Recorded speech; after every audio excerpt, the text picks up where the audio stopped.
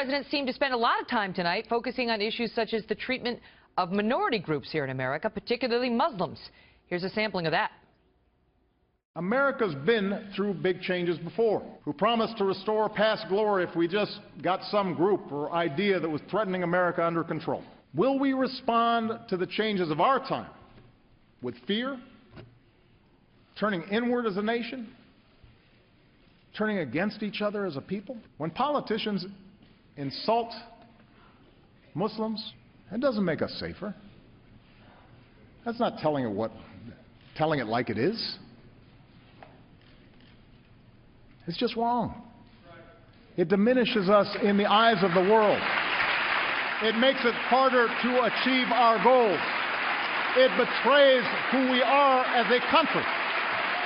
As frustration grows, there will be voices urging us to fall back into our respective tribes, to scapegoat fellow citizens who don't look like us or pray like us. We can't afford to go down that path. It contradicts everything that makes us the envy of the world.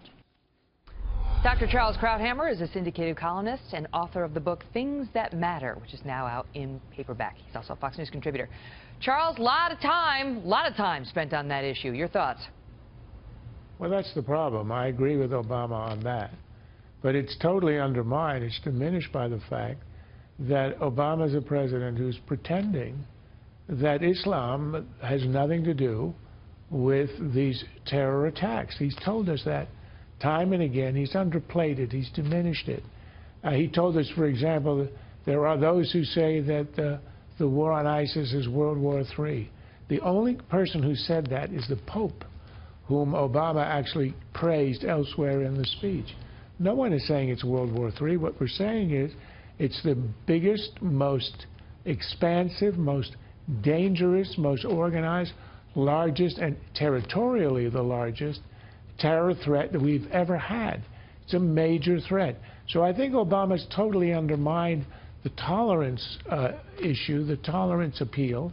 Remember, George W. made the same appeal, and it was accepted and believed, and it wasn't contested because George W. was willing to look at terrorism in the face, call it by its name, and go after it. Mm-hmm. When you heard the president talk about ISIS, you know, it was like, yeah, the guys in the back of the truck. It's a threat, you know, but it's really, and by the way, we're very strong and as strong as we ever have been, and don't worry, but, you know, let's not forget who we are and let's not treat other people differently. That was at the heart of what was wrong with the foreign policy section. It was completely disconnected from reality. He actually spoke of Syria as some kind of success, that we were working to put together this country where Obama arguably was incredibly responsible for the collapse of the country, the 250,000 deaths, and the refugee crisis, acting against all the advice of his advisors early on when he could have made a difference. So he's talking about a world that really doesn't exist, and that's why I think it completely diminished from what he said on foreign policy. What did you make of the fact that he did not even mention the 10 American soldiers who are being held by Iran tonight, while he did decide to touch on Iran and mention, you know, what he feels is our success in negotiating this Iran nuke deal? Well, that was, I think, the most, the element in that speech that showed you how disconnected he was.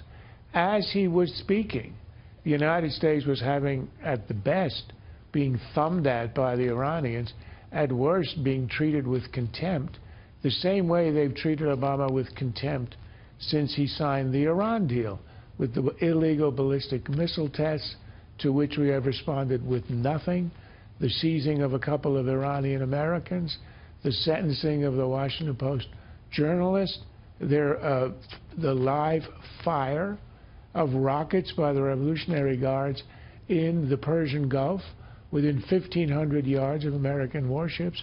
They are completely unmolested, unrestrained. Clearly what the Iran deal has done is to restrain the United States and to self-deter Obama. And that's something he simply won't recognize. We're about to give these people $150 billion. Charles, great to see you. My pleasure.